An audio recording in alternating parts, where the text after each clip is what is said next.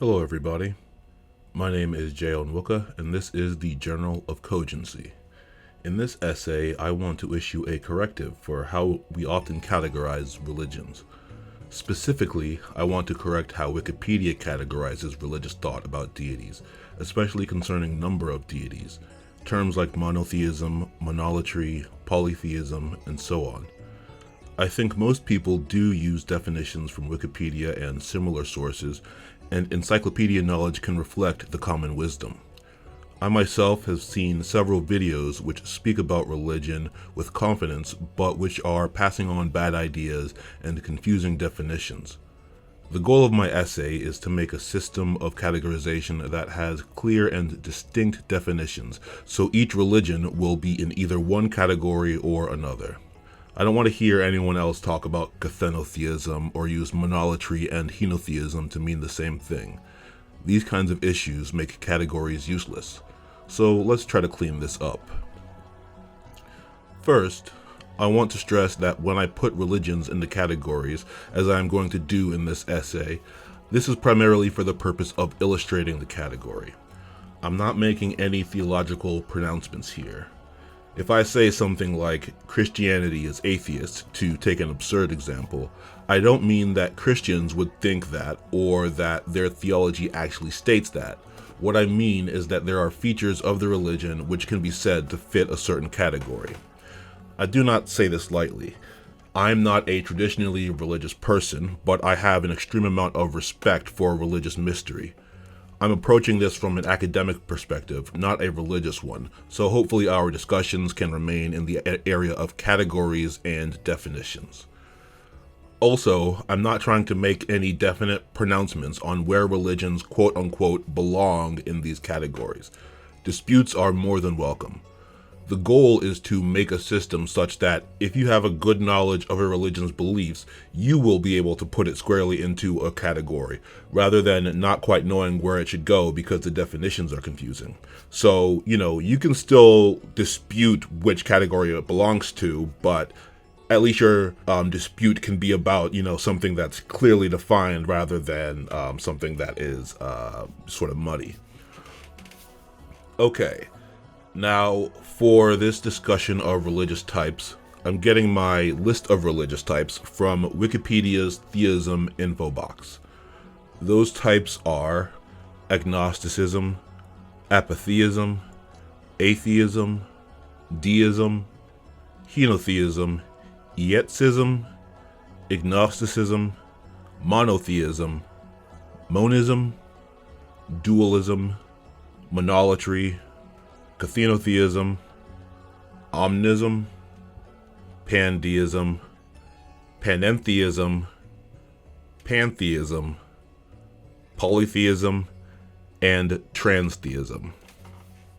Through this essay, I will sort these categories into 6 groups: non-theistic, pantheistic, polytheistic, oppositional, monotheistic, and other types.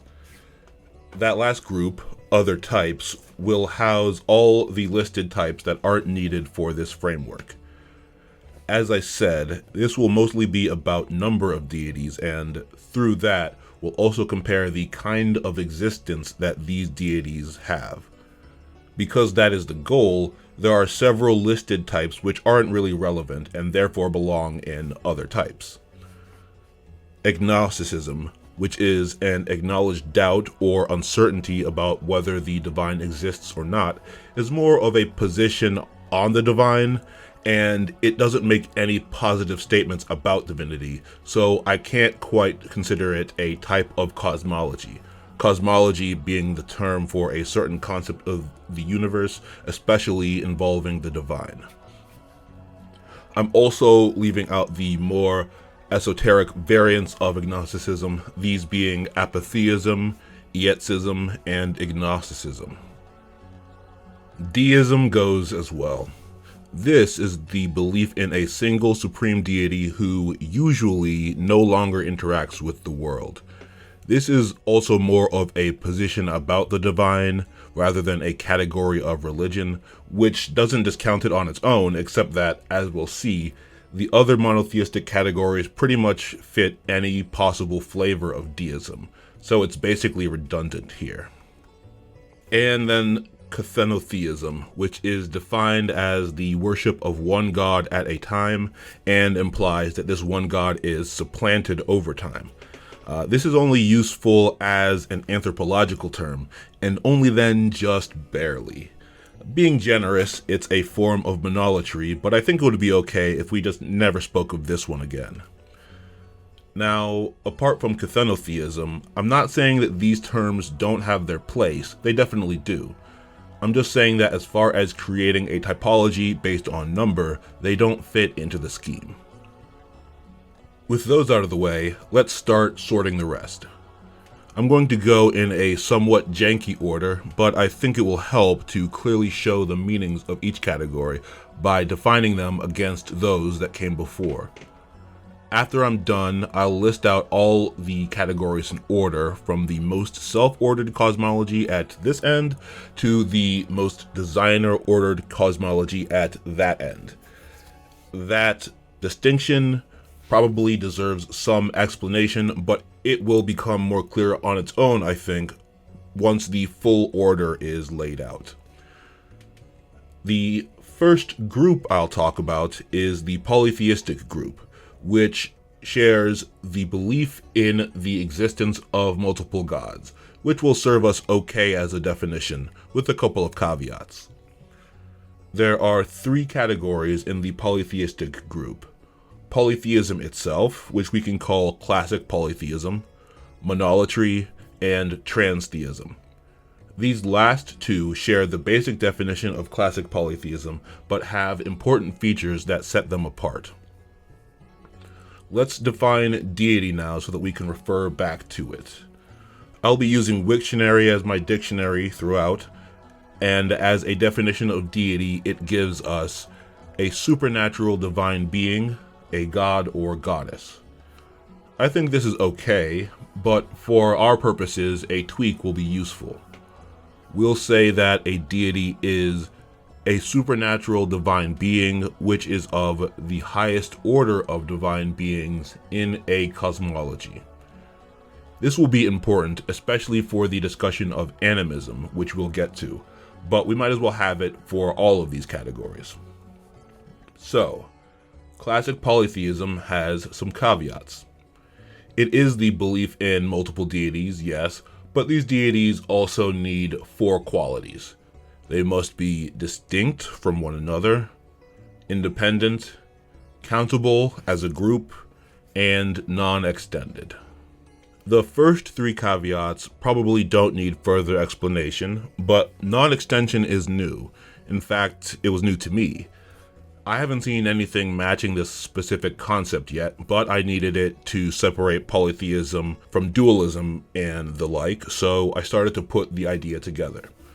I don't have a precise definition yet, but in this usage, when I say extension, what I mean is full extension of divinity, which is to say that divine presence and or power extends to its limits. At the maximum, full extension encompasses the whole universe. The key thing to get here is that non-extension is, perhaps counterintuitively, related to having less authority. Monotheist gods and dualist gods are extended, while polytheist and animist gods are not. I don't use the name classic polytheism because the idea describes religion during the classical epoch, but we do consider classical Hellenistic religion to fit this definition. Modern Hellenism is also firmly polytheistic in this classic vein. Another good example of classic polytheism is Vodun from West Africa and many of its related religions. Many view Vodun-like cosmologies as animist, but I believe they fit better under classic polytheism because, from what I understand, there is a creator deity who is higher and more powerful than the others.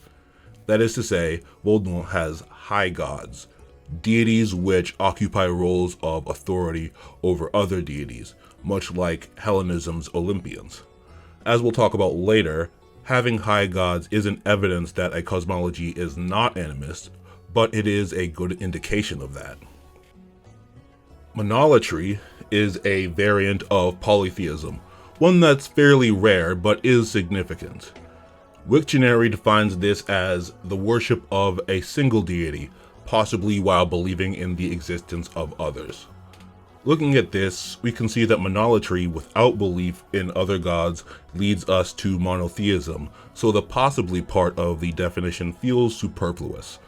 My first run at a better definition for monolatry was something like the worship of a single deity while believing in other deities of equal or greater power or authority.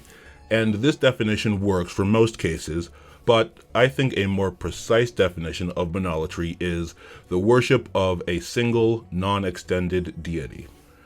Now, I do think it would be weird for someone to believe in only one god and for that god to not be omnipotent or omniscient, but if this type of cosmology did exist, it would not be monotheist in the most common sense, which is the sense that we'll discuss later.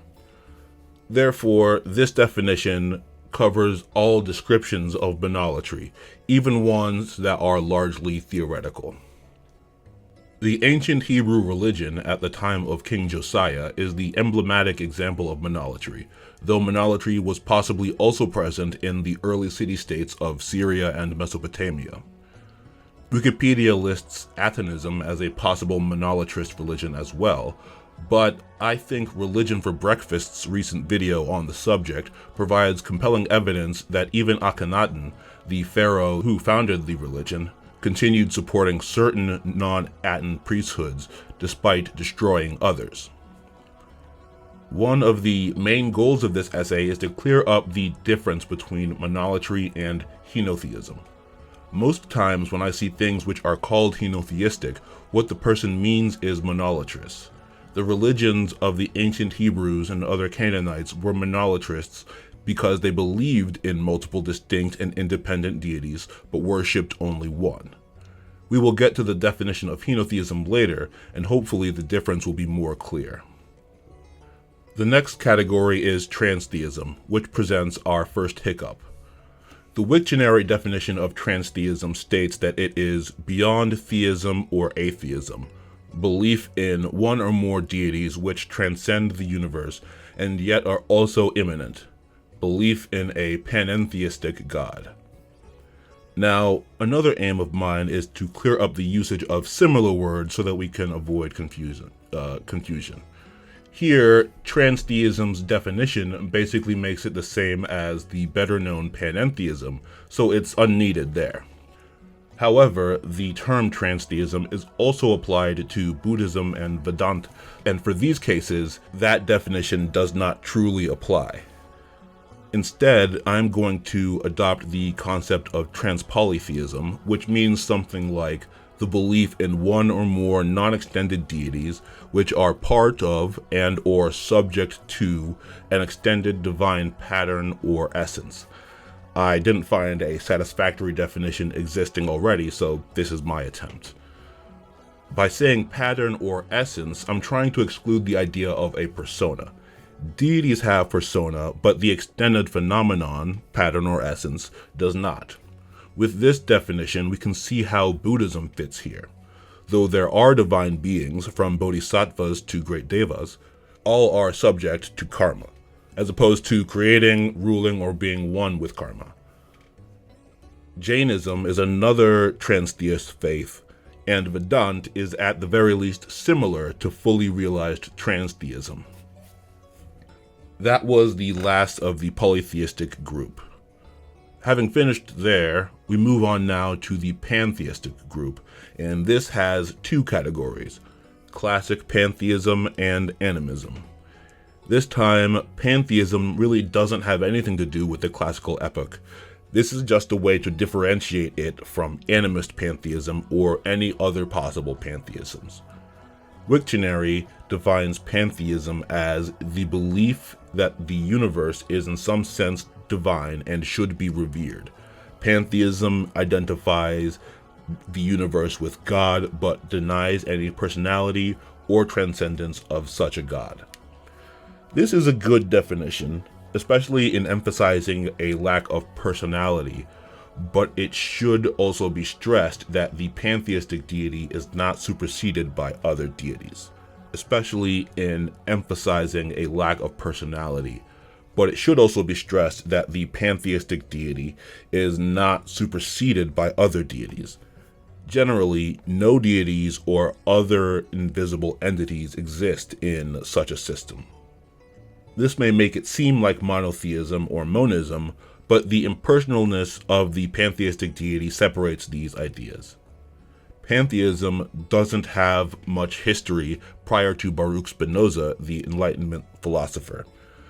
Supposed pantheistic tendencies in earlier thought are usually better classed as transtheist, animist, or monist. Given that definition of pantheism, animism seems almost the opposite. Wiktionary defines animism as a belief that spirits inhabit some or all classes of natural objects or phenomena. This captures the nature worship conception of animism well. However, I don't think animism is limited to believing the divine is only in non-civilized nature. Spirits could inhabit artificial things or even just ideas. Also, I would say deities rather than spirits to emphasize that there is no class of being higher than the beings inhabiting rivers, trees, rocks, and so on. From that, I think a better definition is the belief that deities inhabit some or all objects or phenomena. Regardless of particular conception, animism's multiplicity seems to be at odds with the impersonal unity of pantheism. What they share is that they are evidence of a self-arising divinity which lacks a creator-ruler and usually lacks any high gods.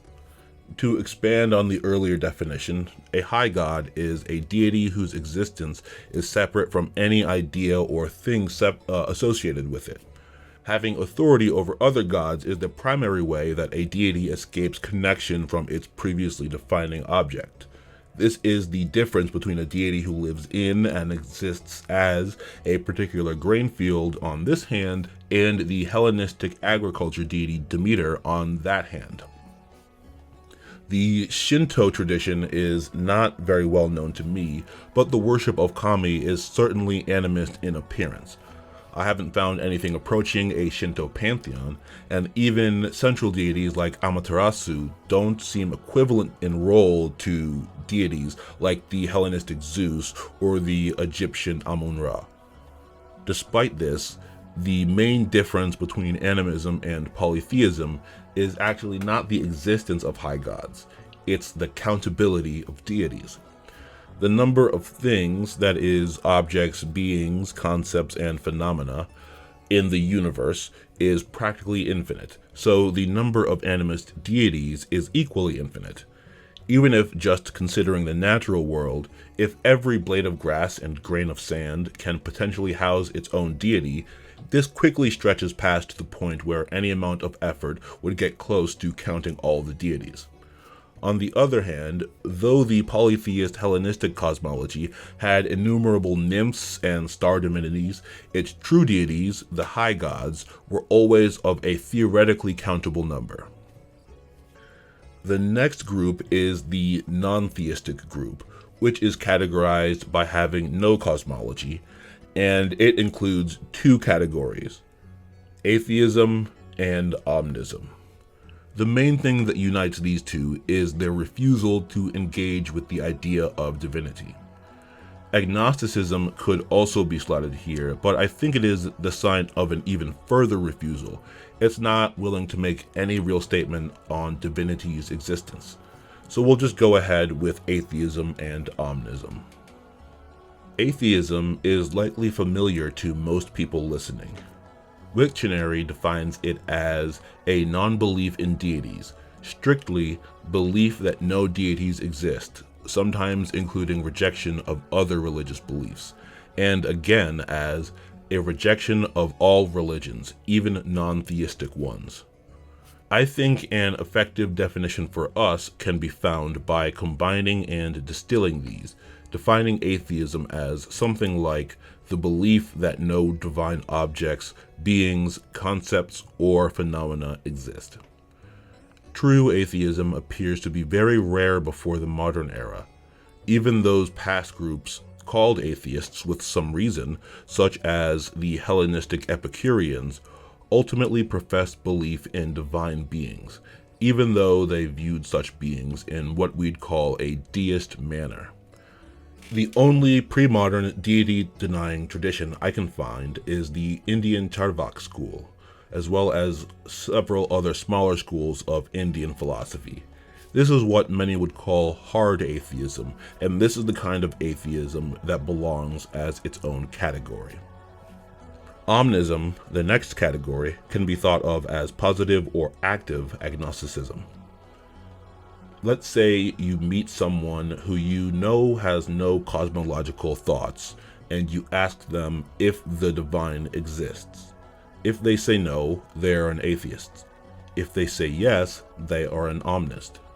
Now, omnism also presents us with another hiccup.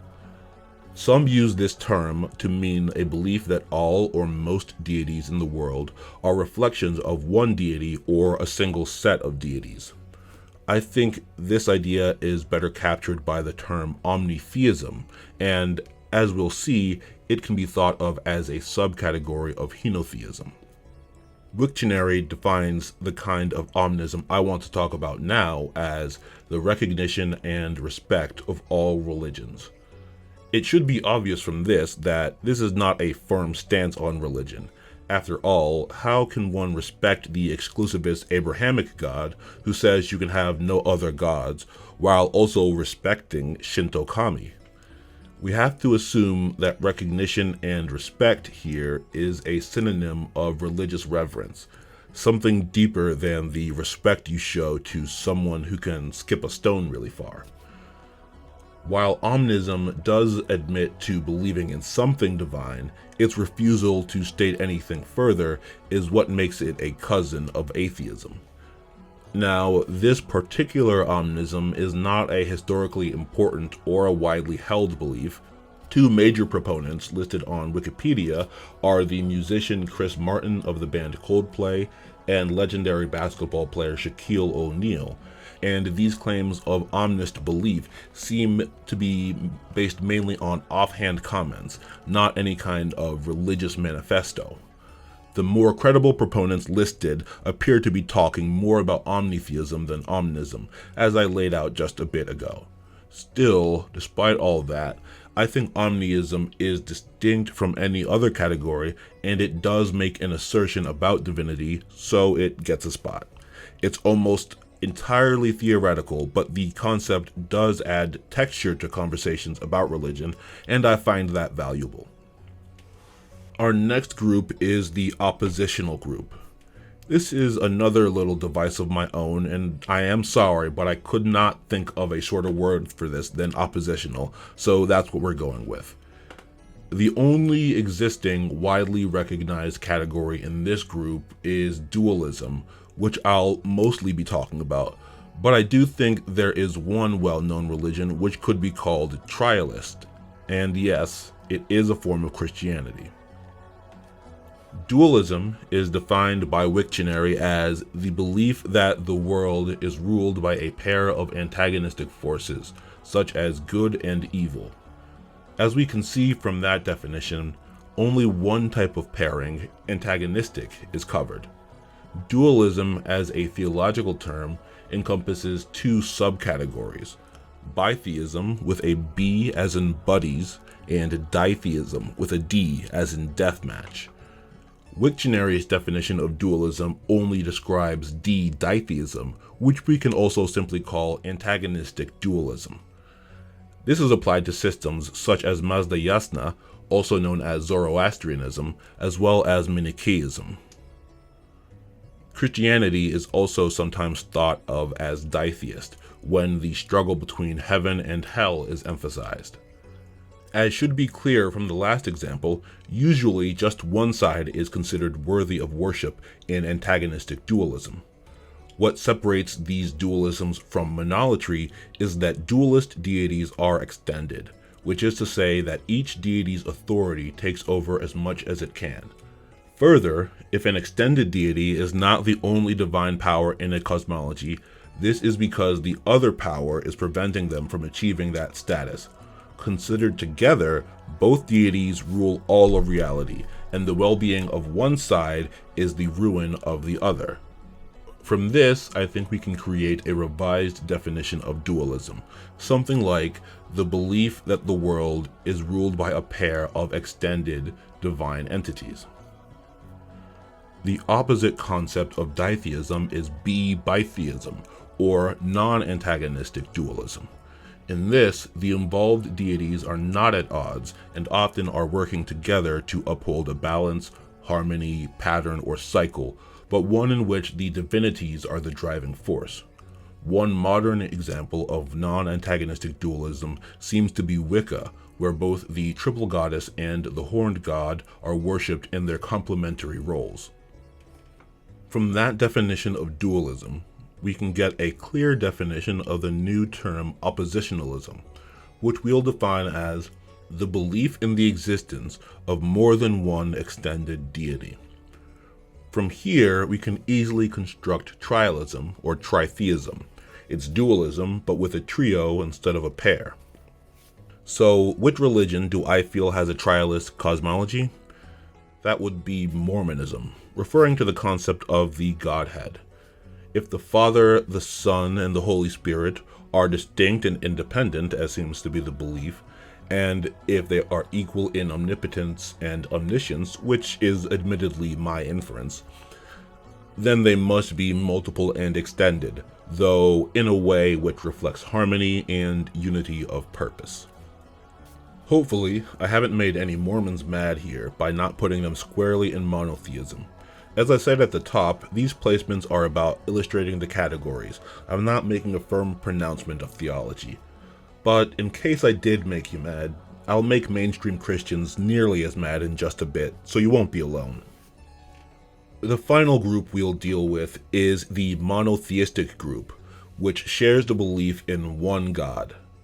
There are 5 categories in this group, 4 of which can be considered strictly monotheist. These are classic monotheism, monism, Pandeism with a D, and Panentheism with an N, and 1, Henotheism, which is relatively permissive. Wiktionary defines monotheism as the belief in a single deity, one god or goddess, especially within an organized religion. As we talked about under Monolatry, that's where we would place belief in a single deity who was not omnipotent or omniscient, or, in other words, was non-extended. So, for classic monotheism, we can define it as the belief in a single extended deity. This definition fits Rabbinic Judaism, which is the kind of Judaism that predominantly survives today, as well as most mainstream schools of Islamic thought, as well as Rastafari, Baha'i faith, and most types of non-Trinitarian Christianity. An important caveat separating classic monotheism from other monotheisms is that the classic lone deity is separate from and distinct from the universe. Taking that in, our final definition of classic monotheism is the belief in a single extended deity who is separate from and superior to the universe. Henotheism is not a synonym for monolatry. In fact, it means almost the opposite.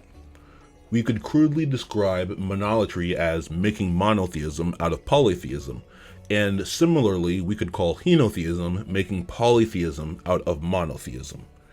Wiktionary says that henotheism is the belief in or worship of one deity without denying the existence of other deities. This means the same thing as monolatry. However, if henotheism was used to describe Vedic religion as it was, that definition doesn't fit. Another idea is generally held along with that original definition, though, and it reflects what henotheism should be understood as: the belief in a single extended deity who is experienced in multiple distinct aspects or forms. This does reflect what I understand of the theology of most Hindu traditions in the broad sense, such as Vaishnavism, which holds that Vishnu is the highest god who is expressed in the many beings of the Hindu cosmos. As I alluded to earlier, Omnitheism, the belief that the divinities of all religions are perceptions of a true divinity, can be seen as a form of Henotheism, omni-monotheism perhaps. Also falling under this rubric is Trinitarian Christianity, including Catholicism, Eastern Orthodoxy, and most Protestant denominations. I'll let you get your booze out. As I said with Mormonism, I'm not trying to make a moral theological point. I know that the belief in God's oneness is important for Trinitarian Christian faith. I am only trying to illustrate the category of henotheism. If I've deeply mistaken anyone else's belief system, I'm also sorry for that. It's not that I only care about Christians, I just know exactly what I'm straying with as regards Christianity, and I don't know other religions quite as well. As I said that the Mormon Godhead was trialist or tritheist because the Father, Son, and Holy Spirit are distinct and independent, the Holy Trinity's three persons are distinct but are fundamentally the same one being. On the surface, this can be seen as a henotheistic construction. On the other side of classical monotheism from henotheism is monism. Wiktionary defines it as the doctrine of the oneness and unity of reality, despite the appearance of diversity in the world. This definition isn't wrong, it's just more existential, when what we want is theological and cosmological. For our purposes, we can define monism as the belief in a single extended deity which is one and the same with the universe. You can hopefully see how you can get from one definition to the other and back again, but this way of defining monism makes it easier to set monism alongside the other categories. Many traditions, such as certain schools of Christianity which focus on becoming one with their supreme God, approach monism while still insisting that God is separate from the universe. There are other ideas which fit better in a category to come. The only squarely monist religious tradition I could find is the Islamic teaching of Wahdat al-Wujud, or unity of being, a significant but by no means mainstream idea in Islamic thought. For the last two categories, I'd like to make a suggestion. Earlier we had Pantheism with a TH, and coming up are two variants of monism, Pandeism with a D and Panentheism with an N. In my opinion, these sound too similar. As personal evidence, when I was writing this script, there were 3 separate times when I wrote panentheist instead of pantheist. I think keeping pantheism with a TH is fine, but my suggestion is that going forward we use immanentism instead of pandeism with a D, and simply entheism instead of panentheism with an N. I know that this won't instantly take off or anything, but just think about it. I think it could be useful. Okay, let's keep going. Pandeism, or immanentism, seems mainly to be a theoretical construct, but it is still relevant as an idea that people did seriously think about. Wiktionary gives its definition as a belief in a God who is both pantheistic and deistic, in particular a God who designed the universe and then became it and ceased to exist separately and act consciously with respect to it. This is a pretty thick definition, especially heavy on the deism. A definition that will serve us better is the belief in a single extended deity who is immanent in all parts of the universe while being distinct from it. In monism, a supreme God is the same thing as the universe, while in pandeism, God is in the universe, exists throughout it, and theoretically has power over it, but is not fully one with it. As I said, pandeism is mainly a theoretical concept, and it doesn't seem to have a real tradition behind it.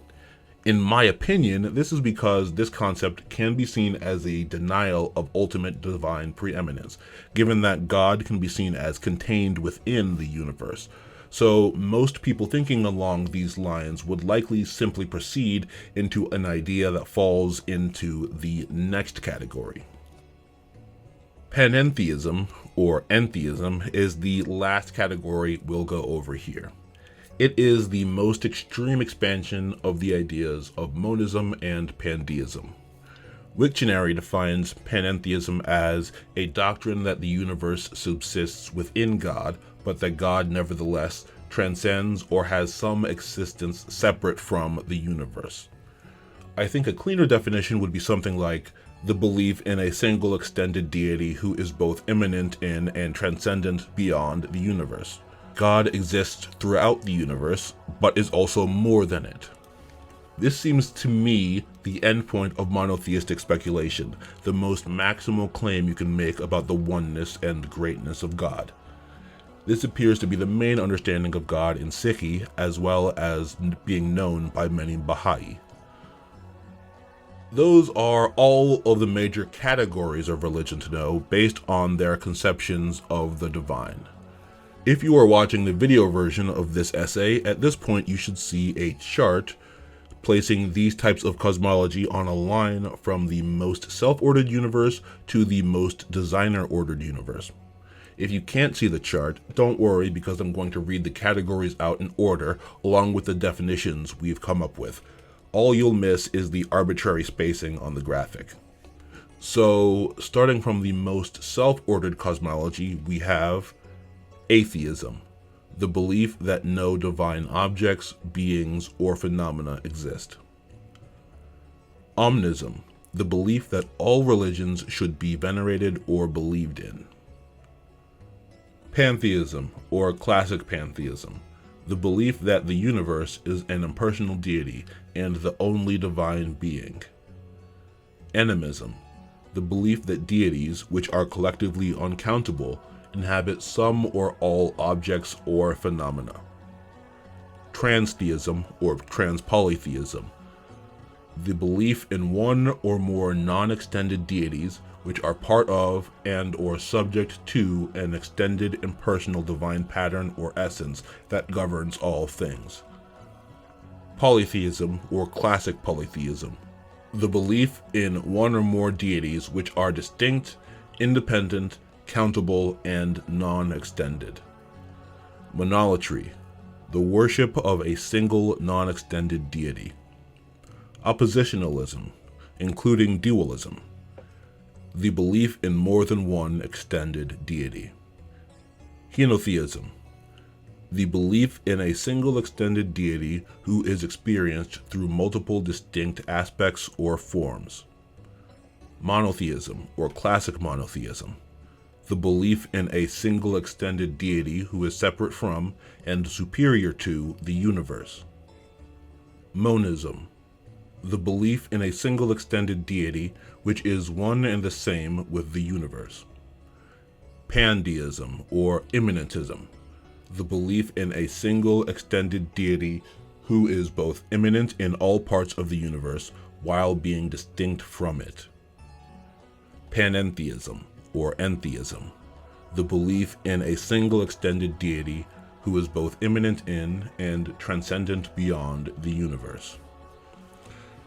And just so that this is thorough, here are a few further definitions to close things out. Deity, a supernatural divine persona which is of the highest order of divine beings in a cosmology. Cosmology, a particular view of the nature and structure of the universe, especially as regards the origins and roles of the divine. High God, a deity that has authority over other divine beings, especially over other deities. Extension, the phenomena of a deity's authority and or power reaching as far and wide as possible until it meets a limit. If you enjoyed this video or found it interesting, please like and subscribe, and also share the video. My next video should be about orthopraxy and orthodoxy. This has been the Journal of Cogency. I've been your presenter, Jay Onwuka, and till next time, thanks.